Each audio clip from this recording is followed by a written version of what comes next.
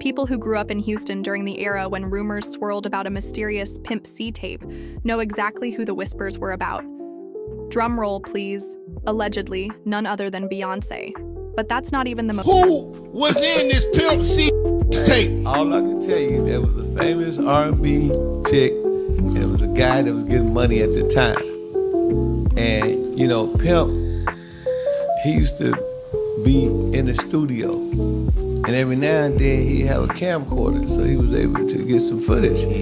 And he wanted to do something with the footage, but I don't know why he didn't do nothing with it, but if I could have got a hold of that tape, I'd be a millionaire, man. Hey, whoever it was, they went to kill me, man.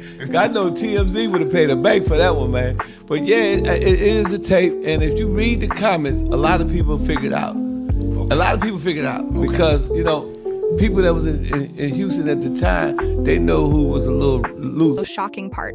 According to circulating rumors, Beyonce's name might come up heavily in Diddy's upcoming trial. Prosecutors are allegedly preparing to expose a long list of connections ranging from her supposed involvement in Diddy's infamous freak-off parties, to what she may know about Cassie's situation, to claims that she was aware of underage girls or women being trafficked across borders. Some even suggest that Jay-Z helped cover up these activities. Whispers suggest Beyonce's spicy and racy past could be fully exposed in court, including details about how young she was when she started dating Jay-Z and what she may have witnessed or participated in behind the scenes. That's where the rumors about Pimp C and the alleged tape come back into focus. For context, I'm saying, Sean Carter, you're a piece of shit. Taking Pimp C wasn't bad enough. You just want to go down there and you want to just remove all of the balls from every real gangsta in Houston. Pimp C first signed to Jive Records in 1992 as part of the rap duo UGK alongside Bun B. Their major label debut, Too Hard to Swallow, was followed by Super Tight, 1994, and Ridin' Dirty, 1996, both of which charted on the Billboard 200. UGK exploded into national recognition in 2000 when they were featured on Jay-Z's hit single Big Pimpin', which peaked at number 18 on the Billboard Hot 100 and topped the rhythmic chart. UGK went on— And she was trained at the esteemed Berklee College of Music. Handpicked by my very good friend, Terry Lynn Carrington, Dr. Terry Lynn Carrington, who put together Beyonce's entire female band, which was Matthew Knowles' idea because he couldn't get Beyonce to stop people. Guess you didn't know your daughter well enough because she just started all the girls. On hiatus in the early 2000s, during which both Pimp C and Bun B pursued solo careers. Tragically, Pimp C was found dead in his hotel room in December 2007 on Jay-Z's birthday. The coroner reported his death was due to complications related to lean, codeine promethazine syrup, and a pre-existing sleep apnea condition. He had been staying at the Mondrian Hotel in West Hollywood, working on new music and performing with Too Short. He was scheduled to fly home that morning, where his wife was waiting. Now, back to the current storm. Many are asking, how could Beyonce and Jay-Z be so close to Diddy for over 2 decades, attending his parties, going on vacations, mixing families and business without knowing what was really going on? Legal experts note that it wouldn't be surprising if both Beyonce and Jay-Z are subpoenaed as witnesses. And when trials like these unfold, prosecutors often dig up every connection and past behavior, even if it seems unrelated at first glance. In Beyonce's case, rumors suggest the prosecution could argue she wasn't just an observer but possibly one of the girls transported during the events under investigation. If true, it would open the door to intense scrutiny of her early years in the industry, her relationship with Jay-Z, and more. As always, it's important to emphasize, these are still unverified claims and allegations. It's like, I heard some shit about he has clothes on or something, I don't know, like, I don't really know if all this is true, but I just heard parts like, I'm like, what happened to my guy? Right. And then they come out with the official, it was a mixture of some stuff, the prescription and something else or something that I don't really know. But with me, I never really heard something that would give that closure for me. I never really heard anything tangible or true, like what happened to my guy. But with the way high-profile hissa trials tend to dig deep, unearthing buried secrets and drawing in unexpected names, many people are watching closely to see what could surface next. Now, let's take a moment to revisit the mysterious and still heavily debated circumstances surrounding Pimp C's death.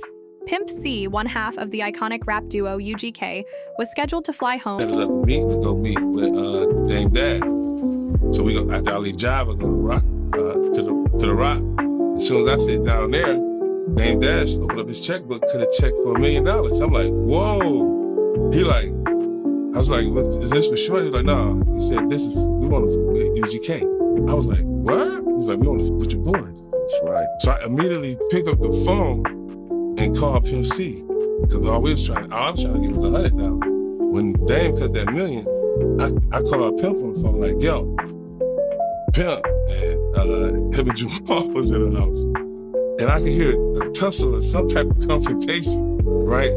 And I'm like, calm down, bro. Y'all calm down, Pimp. I ran up the cable bill. They was fighting.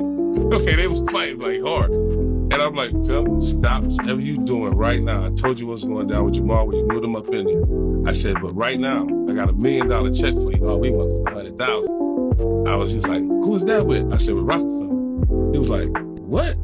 I was like, yeah. He was like, I'm watching Dan with the checkbook and he writing out. He was like, ain't that with, over there with Jay-Z? I was like, yeah. He was like, man, tell him to take that check and go give it to Tupac Mama, man. He's gonna be stealing all my shit. I was like, what? On the morning of December 4th, 2007, his cousin had gone to the airport to pick him up. When no one heard from him that morning, his wife grew concerned and contacted the hotel. She requested that staff check on him. That's when hotel employees reportedly discovered Pimp C unresponsive in his room. Paramedics arrived, but he was pronounced dead shortly thereafter. Here's where things start to sound strange. According to DJ Paul from 3-6 Mafia, Pimp C's manager described the scene in unsettling detail. Pimp was found positioned as if he had been praying, but there was blood around him, possibly from trauma to the head. While the official cause of death was ruled as complications from sleep apnea combined with heavy codeine use, lean, DJ Paul said that the scene felt off. So he's like, wait a minute, how many dudes are there? And so she's like, oh, it's about 9 or 10 guys, I guess, over there. Where are they now? They're in here, they're in the soundstage, they're kind of watching, watching her film. What is she wearing? They describe the outfit. He's like, yo, clear the room. Wow. So they immediately come over to us, and they kick all of us out, send us up to our dressing rooms. Wow. And we're told to stay there until we have to shoot. Okay. We're not allowed to watch Beyonce dance anymore in the video. Off, especially with candles burned all the way down beside him. Candles that Pimp reportedly lit each night before bed. It suggested he may have been dead for at least a day. I can't believe it's been 10 years and I have never till this day been able to accept the circumstances. He later echoed similar concerns on Vlad TV, saying the whole situation just didn't add up. He brought up how often celebrities are mysteriously found alone in hotel rooms and questioned the recurring theme. This brings us back to the Pimp C and Beyonce rabbit hole. And Matthew Knowles comes in and he asks, Pimp, can I talk to you for a minute? And so they leave out for a couple of minutes and Pimp comes in and he's dying laughing.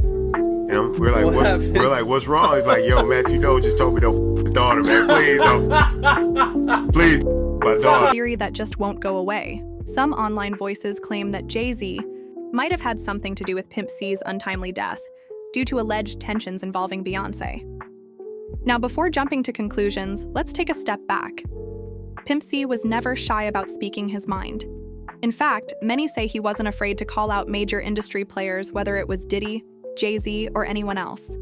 He wasn't into playing industry politics, and that made him both respected and dangerous in some circles. One interesting story comes from record executive Greg Taylor, who appeared on the Art of Dialogue podcast. According to him, not long after UGK agreed to collaborate with Jay-Z on Big Pimpin', Jay personally called Pimp C unaware the call was on speaker. During that call, Pimp reportedly dissed Jay-Z directly and didn't hold back. The tension was, real Pimp C even turned down a $1 million offer from Jay-Z's label, saying he didn't trust the deal and suggesting instead that the money be given to Tupac's mother.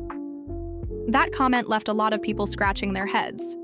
What was the connection between Jay-Z and Tupac that Pimp C was hinting at? And why invoke Afeni Shakur? Then there are the even deeper allegations. Victims potentially do you think there could be? thousands. I've talked to hundreds that I deal with still myself. I have 3 victims right now who are willing to give testimony about not only what Mr. Carter has done to them, but his wife as well. They do nasty things. What do you think happened with Kim? Keeping people against their will. Putting people on planes while they're unconscious, just like Aaliyah got on that plane. And everyone knows it. The wiretapping of the phones, putting air tag on children during visits. These are normal practices that these people do.